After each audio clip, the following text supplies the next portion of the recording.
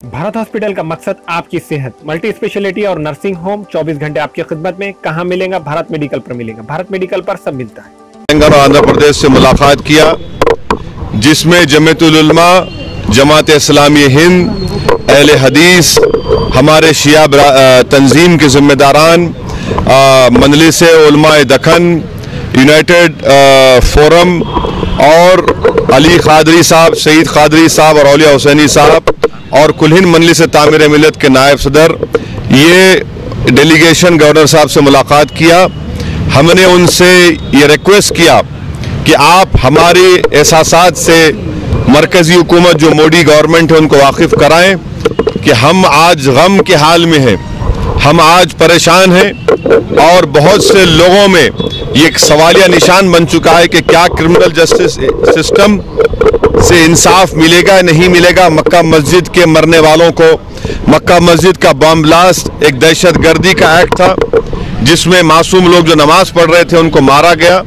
Governor साहब को जिम्मेदार, वफद के तमाम जिम्मेदारों ने अपने तरीके से गवर्नर साहब के बात बताया कि ये एक दहशत गर्दी का वाक़या था और उनसे गुजारिश की गई कि आप हमारे एहसासात से हुकूमत को वाकिफ़ कराइए कि आज मुसलमान अपने आप को गैर महफूज समझ रहा है इस फैसले के बाद।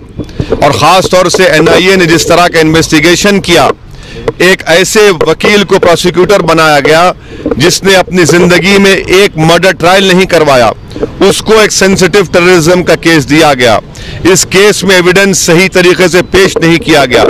इस केस में NIA ने इस तरह से ट्रायल चलाया कि ताकि तमाम ये मुल्ज़िमीन को बरी किया जा सके। बेल हुई तो मरकज़ी हुकूमत बेल के खिलाफ अपील नहीं करती बेल कैंसिल करने के लिए।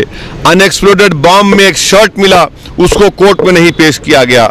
असीमानंद का कन्फेशन, इकबाल जुर्म की रिपोर्ट मिसप्लेस हो गई।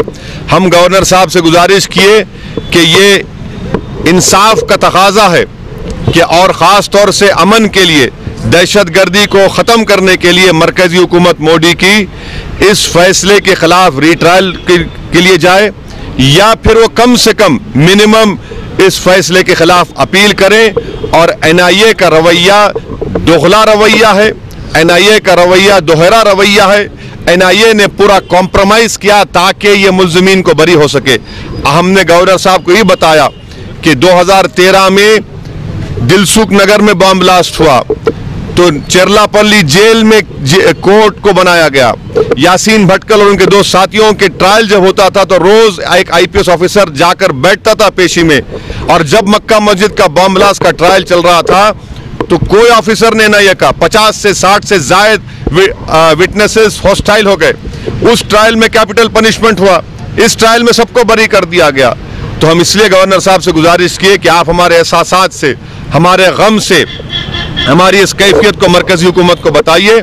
और हम मरकज़ी हुकूमत से मुतालबा कर रहे हैं कि क्या हिंदुस्तान के वज़ीर आज़म जो सबका साथ सबका विकास की एक बात करते रहते हमेशा, क्या वो आज मक्का मस्जिद के मरने वालों के साथ ठहरेंगे या फिर उनकी पार्टी की तरह वो जिन पर इल्ज़ाम लगाया गया उनके साथ ठहरे हुए हैं। हिंदुस्तान की तारीख में पहली मरतबा एक हुकूमत बजाय मरने वालों के, दहशत टेररिज्म के मरने वालों के साथ ठहरने के, वो उन लोगों के साथ ठहरी हुई है जिनके खिलाफ इल्ज़ाम लगा था।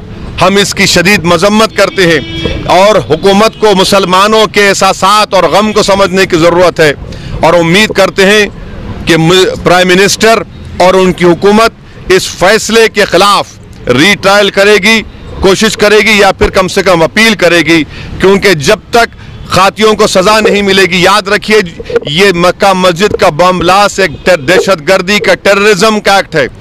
करने वाले आज खुले फिर रहे हैं, वो कभी भी किसी भी वक्त में हिंदुस्तान के किसी भी जगह पर दोबारा इस तरह की हरकत कर सकते हैं। तो दहशतगर्दी के खात्मे के लिए और इंसाफ के आला उसूल के लिए बहुत ज़रूरी है कि इन खातियों को सज़ा मिले ताकि मुल्क और ख़ास तौर से मुस्लिम अक़लियतों जो बेचैनी है उसको दूर किया जा सके। गवर्नर साहब ने सुना इन तमाम बातों को। हमने ये भी बताया कि वाटोली का वाक़या हुआ 2008 अक्टूबर में, आदिलाबाद उस वक्त के ज़िले में, उस गांव में एक ही मुसलमानों का घर था। 6 लोगों को जिंदा जला दिया गया, जिसमें 2 मासूम बच्चे थे। एक शख्स की कटी हुई टांग घर से 100 मीटर दूर मिली, वो भी फैसले में किसी को सजा नहीं मिली। तो हमने गवर्नर साहब से कहा कि आप रियासती हुकूमत से कहें कि इसके खिलाफ अपील करें ताकि उन खातियों को भी सजा मिल सके। मक्का मस्जिद के ब्लास्ट के बाद फायरिंग हुई, 5 मुसलमान मारे गए। भास्कर राव कमीशन की रिपोर्ट अभी तक नहीं टेबल होती। हमने गवर्नर साहब से कहा कि आप अपने इख्तियारात का इस्तेमाल करिए और उस टेबल को आवाम में लाइए और ऐवान असम्बली में उसको पेश किया सके। हम यही उम्मीद करते हैं कि हुकूमतें इंसाफ करेंगी, खातियों को सजा मिलेगी। अगर दहशतगर्दी के वाक़यात में भी अगर खाती छूट जाते हैं तो ये हमारे मुल्क के लिए, हमारे मुल्क के इंसाफ के सिस्टम के लिए एक बहुत बड़ा सवाल निशान पैदा हो जाएगा। अब देखना यह है कि क्या मोदी हुकूमत दहशतगर्दी को ख़त्म करने के लिए मजलूमीन के साथ ठहरेगी या फिर एक खामोश तमाशाई बनी रहेगी अपनी आइडियोलॉजी के सोच रखने वालों को बचाने के लिए। हम तो उम्मीद करते हैं कि ये ऐसा नहीं होगा।